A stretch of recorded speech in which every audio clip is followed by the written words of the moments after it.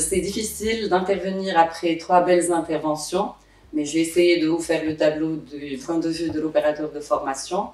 Pour nous, le secteur du tourisme, et même bien avant cette pandémie, se situait d'ores et déjà au carrefour de plusieurs transformations à l'échelle mondiale.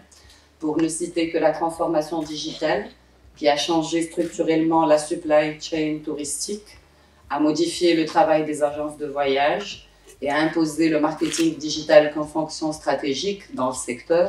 Cette rencontre s'inscrit pour nous dans le cadre de la dynamique de rapprochement que nous mettons en place avec les pouvoirs publics, le secteur privé, les professionnels, pour nous assurer de la prise en compte des besoins en compétences nécessaires à la mise en place de la politique sectorielle et au développement des entreprises du secteur dans notre nouvelle offre de formation.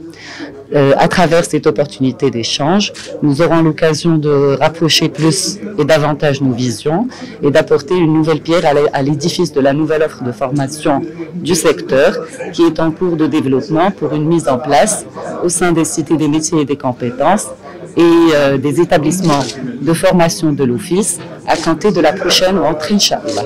La formation professionnelle est en effet un levier de compétitivité des entreprises et de mobilité sociale. À travers ses membres, la CGM finance le système de formation professionnelle initiale et continue. Cependant, ce système a montré ses limites. Les différents discours de Sa Majesté le Roi, que Dieu l'assiste. Cette réunion qui concerne le capital humain est une réunion très importante pour la CGM, d'autant plus que le secteur du tourisme a besoin d'être accompagné dans cette période très difficile. Nous sommes, pour le tourisme, il va falloir former et activer les formations dans le sens où il y a 3 choses principales. La formation, la reconversion des compétences, la mise à niveau des gens, et bien sûr, il y a beaucoup de départs qui ont été faits par la crise.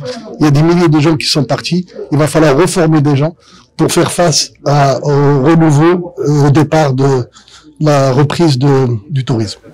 Cette stratégie doit intégrer des programmes de mise à niveau, de reconversion, mais aussi des formations pour de nouvelles compétences, afin de pallier au manque généré par le départ, notamment à l'étranger, de milliers de salariés formés.